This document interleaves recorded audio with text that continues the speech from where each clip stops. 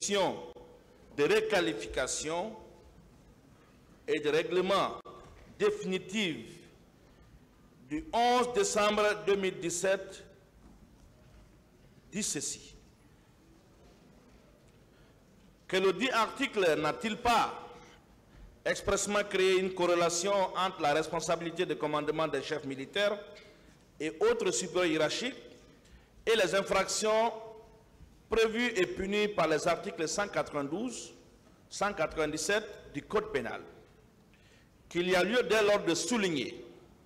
L'article 197 ne saurait utilement recevoir l'application dans la mesure où l'acte initial du 8 février 2010 a uniquement visé les infractions n'entrant pas dans les considérations législatives des articles 192 à 195 du Code pénal. Que les comportements antisociaux mis à la charge de M. Moussa Dadis Camara et Aboubakar Toumba Diakité tombent tout normalement dans les considérations de l'article 19 du Code pénal qui dispose la complicité et la participation d'un individu en pleine connaissance de cause à un crime ou à un délit dont un autre est l'auteur principal. Je ne sais pas si le ministère public, dans la rédaction de ces réquisitions, a sauté ces réquisitions, mais c'est une pièce du dossier qui mérite d'être prise en compte dans le cadre de l'appréciation de cette question. Monsieur le Président, le confrère a rappelé ici que c'est le 8 février 2010 que le procureur général près la Cour d'appel de Conakry a désigné 3 juges d'instruction pour instruire cette affaire. Et 5 ans plus tard, le procureur de la République près le tribunal de première instance de Dixine avait fait un réquisitoire supplétif incluant la qualification réclamée aujourd'hui par le ministère public. Mais vous allez convenir avec la défense du capitaine Moussa Dadis Camara que de l'instance jusqu'à la Cour suprême, les magistrats instructeurs ont scrupuleusement observé le principe de l'égalité des délits et des peines.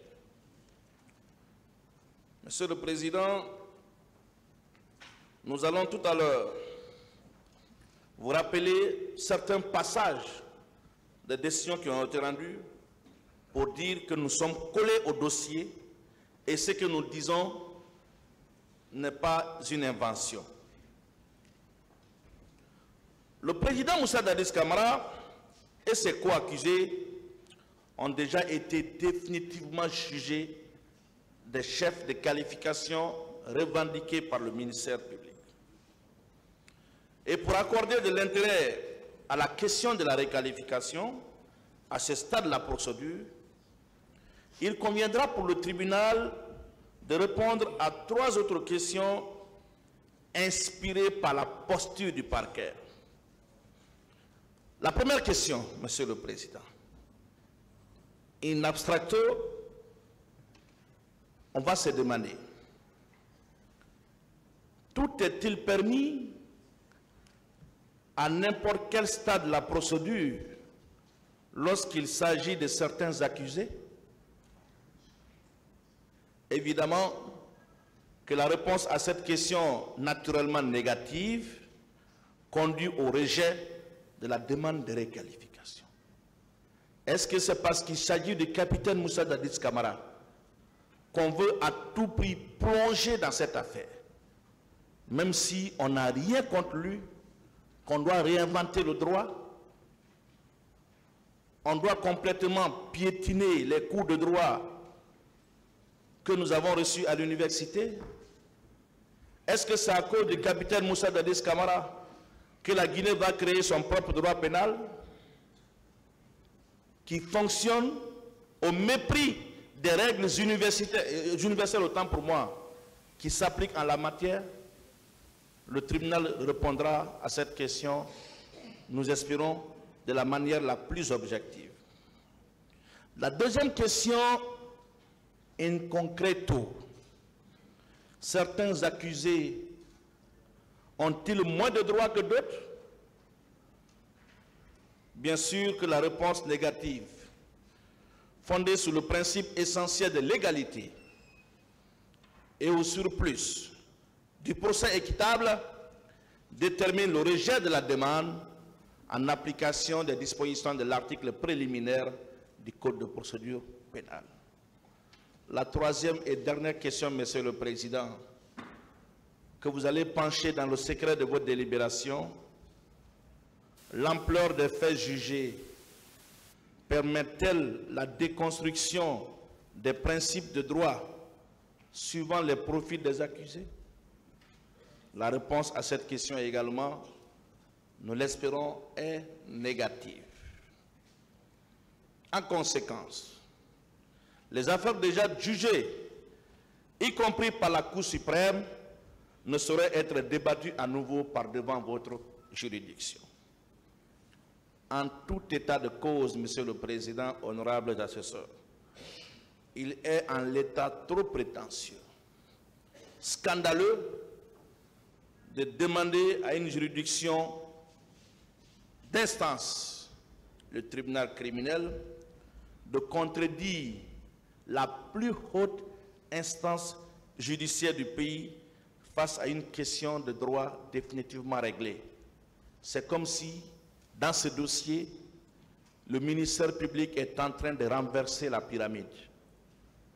Il est en train de vous dire que vous êtes au-dessus de la Cour suprême et que la décision de la Cour suprême ne saurait en aucune manière guider vos démarches.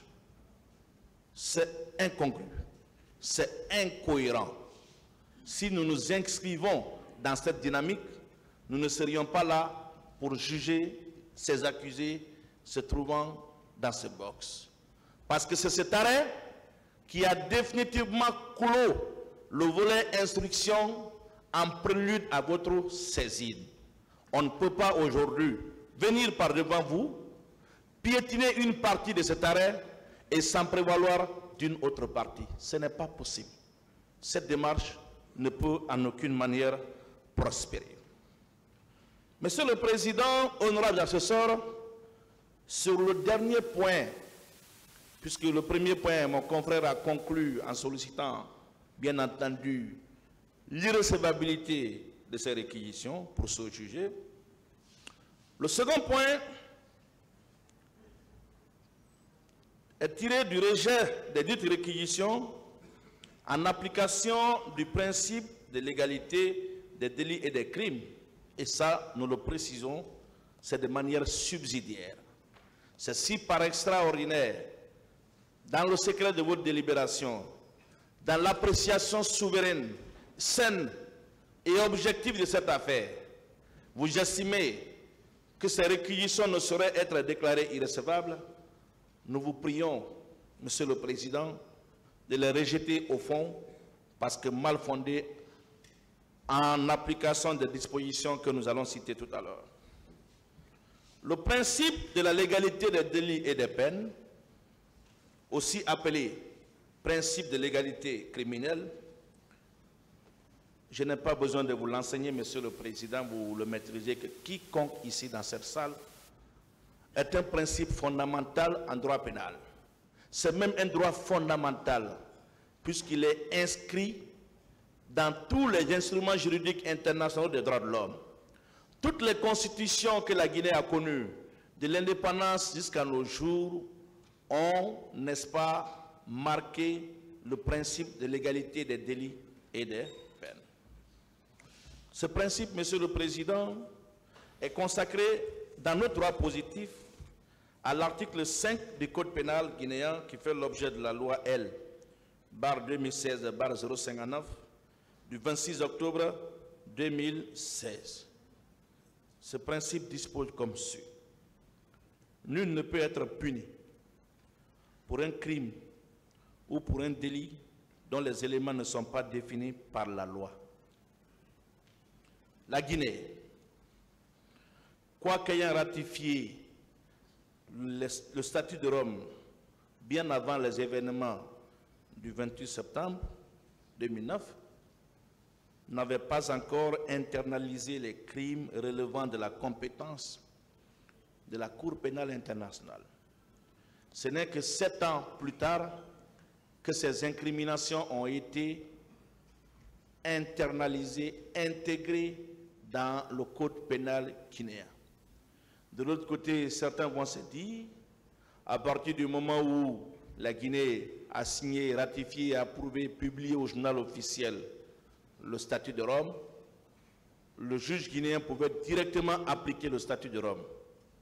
Mais si c'est exact que le juge guinéen pouvait directement appliquer le statut de Rome, pourquoi avons-nous eu besoin d'intégrer les incriminations qui sont contenues dans ce statut 7 ans plus tard? Mais on n'aurait plus besoin de les intégrer dans notre droit positif si ces dispositions étaient d'application directe. Monsieur le Président, le confrère a rappelé un exemple pour faire le comparatif dans le cadre du droit public international sur le droit OHADA. Nous savons tous qu'en 2014, il y a eu ce qu'on appelle l'acte uniforme sur le droit de société commerciale et groupement d'intérêt économique qui a été adopté. Cet acte uniforme avait prévu des incriminations. Mais ces incriminations n'ont jamais été mises en œuvre avant 2016. Ce n'est qu'après l'adoption du Code pénal de 2016 que ces incriminations ont été intégrées dans le Code pénal guinéen avec des peines. N'oublions pas, quand on parle de l'égalité des délits et des peines, on ne se limite pas seulement que de la définition de l'infraction. On ne peut appliquer une infraction, sanctionner une infraction que quand il y a une peine qui est aménagée.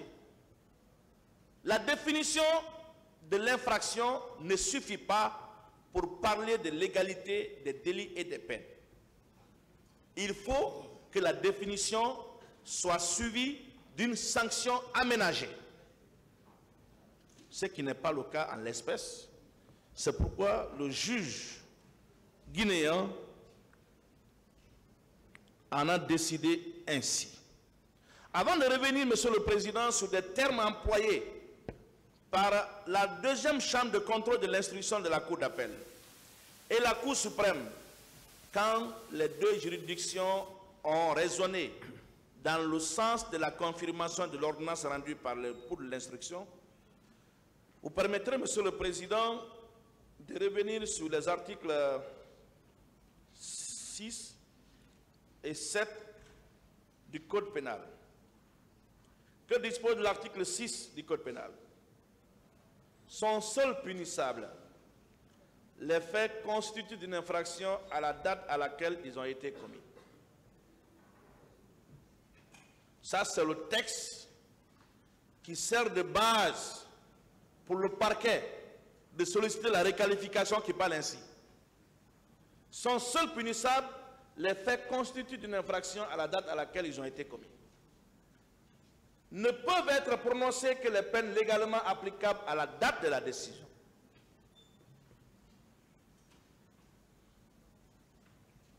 Toutefois, les dispositions nouvelles s'appliquent aux infractions commises avant leur entrée en vigueur et n'ayant pas l'objet d'une condamnation passée en force de la chose jugée lorsqu'elles sont moins sévères que les dispositions anciennes. Ici, Monsieur le Président, l'exception aménagée à l'article 7 ne peut connaître, si c'est autant pour moi, ne peut connaître son application dans cette affaire. On n'est pas en train de parler d'une incrimination qui était prévue dans l'ancien code pénal et qui aurait été reconduite dans le nouveau code pénal. Ce n'est pas le cas. Ce n'est pas la même chose. Pas du tout.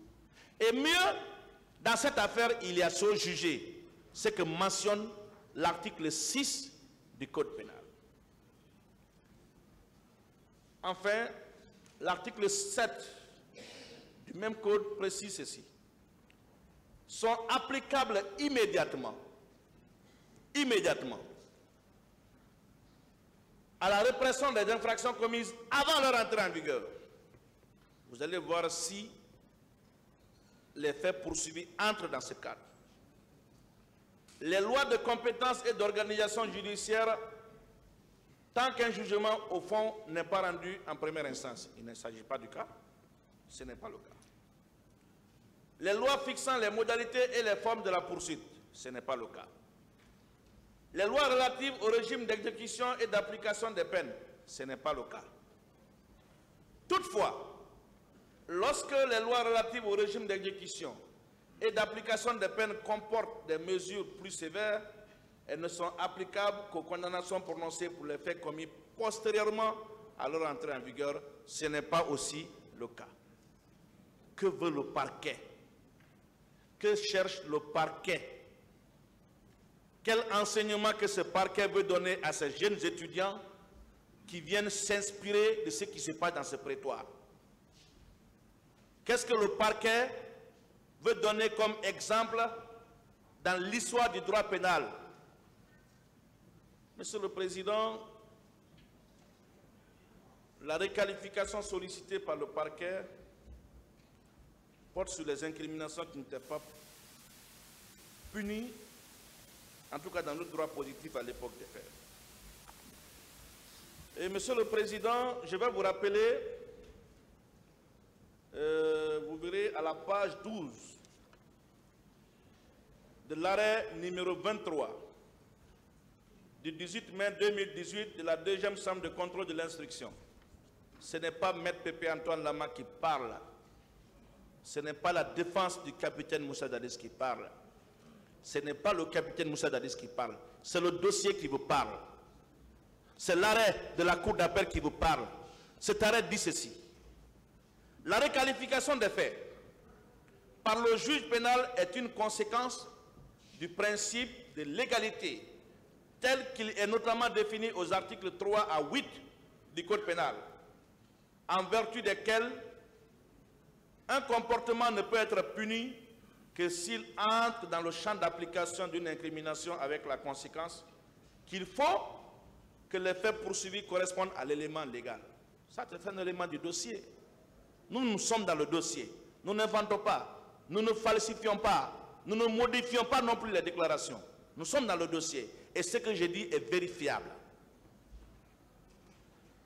Le même raisonnement est repris par l'arrêt numéro 6 du 25 janvier 2019, à la page 14, pour ceux qui ne veulent pas lire le dossier.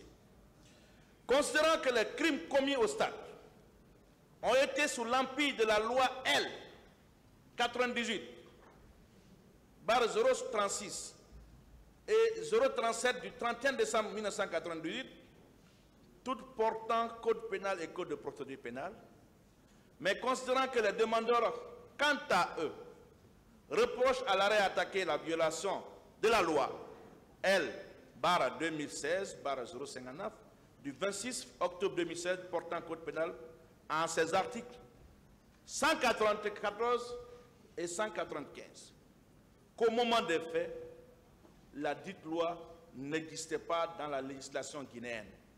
D'où il sut que le moyen sera rejeté dans la première branche. Le même débat a été transporté par les partis civils en appel jusqu'à la Cour suprême. Avec les mêmes arguments, la Cour suprême a tranché en cette terme. Conséquemment,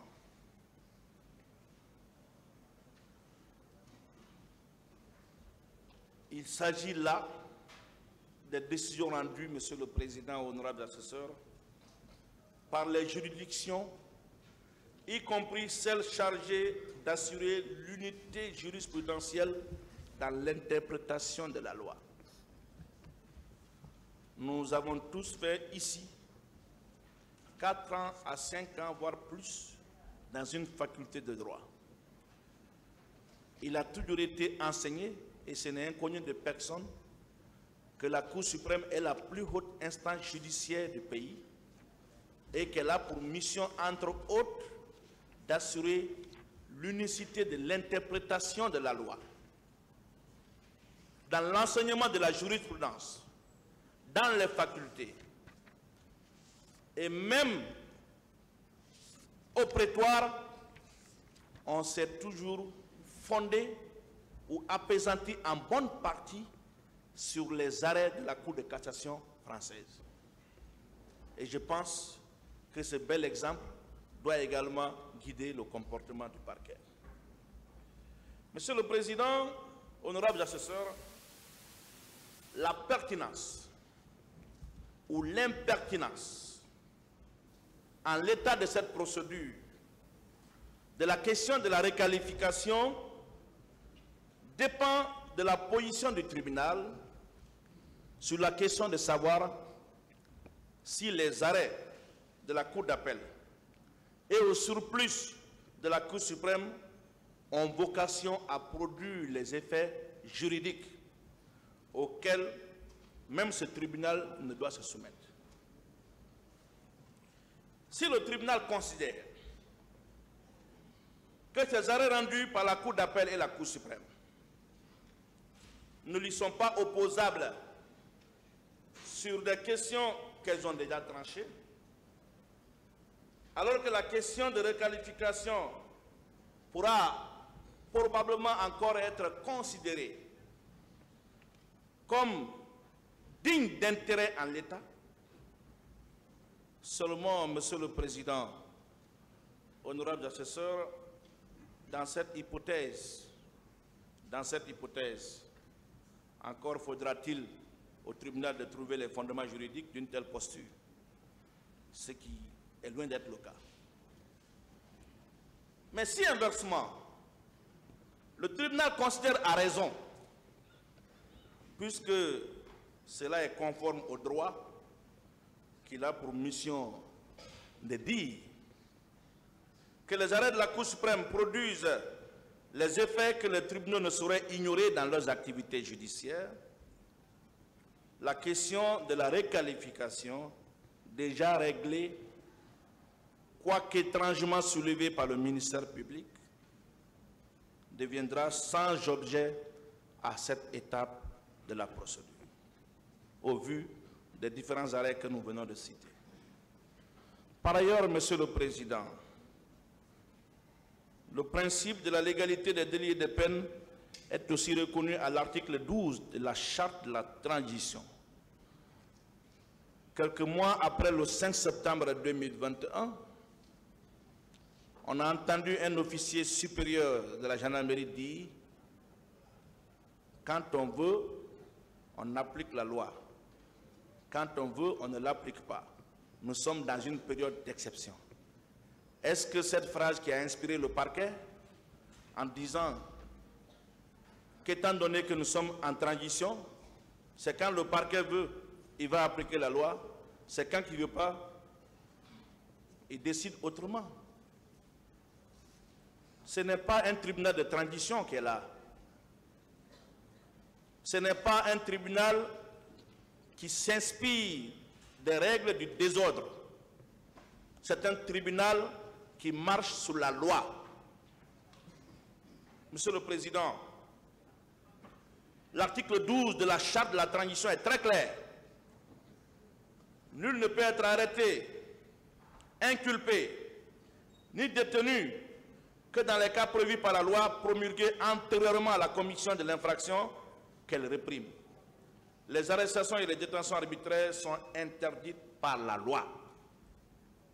Monsieur le Président, au centre de la question de requalification abusive en l'état de la procédure, qui paraît banale aux yeux du ministère public, se trouve un principe essentiel de l'administration de la justice.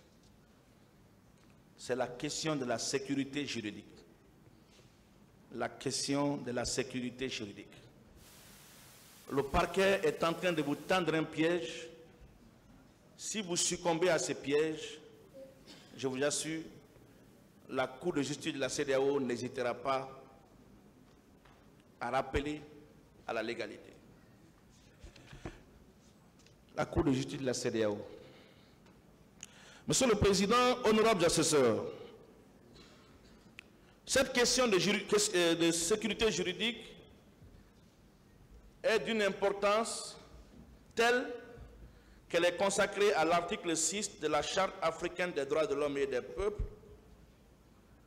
qui exige la prévisibilité de la loi dans son application de façon à remplir le critère de légalité sans lequel l'accusé est exposé à l'arbitraire. Il résulte de ces considérations que le tribunal a le choix. Le tribunal a le choix entre sauvegarder dans l'exercice de sa fonction judiciaire un principe essentiel du droit, la sécurité juridique, ou promouvoir par l'effet de l'acceptation des demandes abusives de requalification.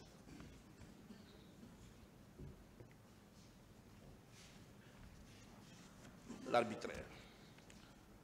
Un tribunal qui néglige les impératifs de sécurité juridique conduit à l'arbitraire.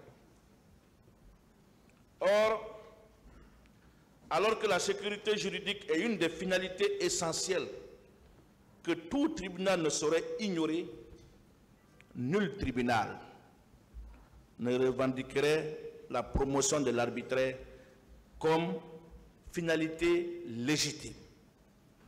Je suis sûr et certain que votre tribunal ne prônera pas l'arbitraire, que votre décision ne sera pas citée en exemple dans l'enseignement du cours de droit pénal, dans les séminaires de formation, dans les amphithéâtres, dans les colloques, comme le modèle de l'arbitraire. Bien au contraire, votre décision, nous l'espérons, pourrait inspirer d'autres au-delà de nos frontières. Le tribunal que vous présidez, Monsieur le Président, avec vos vaillants assesseurs, doit recadrer le ministère public dans ses excès. Il résulte clairement de ces considérations légales, Monsieur le Président, que les réquisitions du ministère public ne sont pas fondées et qu'il convient de le débouter. Monsieur le Président, au-delà, au regard de tout ce que je viens de dire, vous allez, dans le secret de vos délibérations, décider ce qui suit. À titre principal, constatez que les qualifications liées, des questions liées à la qualification des faits poursuivis en crime contre l'humanité et autres formes de responsabilité pénale contenues dans les dispositions des articles 194, 195, 196, 197, 198, 199 du Code pénal, 7, 25, 28, 29 et 30 du statut de Rome sur la Cour pénale internationale de 1998 ont été définitivement jugés par l'arrêt numéro 06 du 25 juin 2019 de la Cour suprême de Guinée. En conséquence, nous vous demandons de déclarer irrecevables les réquisitions aux fins de réqualification du 1er mars 2024 présentées à l'audience du 4 mars 2024. Subsidiairement, constatez que la loi L. 2016-059 du 26 octobre 2016 est postérieure aux faits poursuivis. Constatez que le ministère public n'a jamais exercé de recours contre l'ordonnance de règlement. Dire et juger que les crimes contre l'humanité et autres formes de responsabilité pénale visées par le ministère public n'étaient pas intégrées dans l'arsenal répressif du droit positif guinéen à l'époque des faits. Par conséquent, rejeter comme mal fondées les réquisitions aux fins de réqualification du ministère public, ordonner la continuation des débats. Monsieur le Président, pour terminer, je vais ajouter ceci. Vous le savez que tout le monde ici, que la Guinée focalise l'attention de toute l'humanité dans le jugement de cette affaire. En focalisant l'attention de tout le monde, vous faites aussi l'objet du regard critique de la communauté scientifique internationale. La qualité des décisions qui seront rendues ici seront jugées à l'international. Et à travers vos jugements, c'est tout le peuple de Guinée qui sera jugé. À travers les décisions qui seront prononcées, c'est l'université guinéenne qui sera jugée. Si une mauvaise décision est rendue ici, si le coup est tordu au droit, si la loi est appliquée parce qu'il s'agit du capitaine Moussa Dadis Camara d'une manière aussi abusive, c'est toute l'humanité aussi qui va nous juger. Pour moi, les décisions qui seront rendues ici, que ça plaise au ministère public ou pas, que ça plaise à la défense ou pas, que ça plaise à la partie civile ou pas, ces décisions doivent être inspirées du droit et non de l'arbitraire et non des influences. Monsieur le Président. Monsieur le Président, ce n'est pas parce qu'il s'agit d'atteindre le capitaine Moussa Dadis Camara qu'on doit réinventer un droit pénal qui fait fi aux règles scientifiquement et universellement reconnues. Monsieur le Président, honorables assesseurs, on ne doit pas donner un mauvais exemple et la décision qui sera rendue ne doit pas servir de mauvais précédent. La crédibilité de ce procès se joue à travers l'appréciation de cette question. Je vous remercie.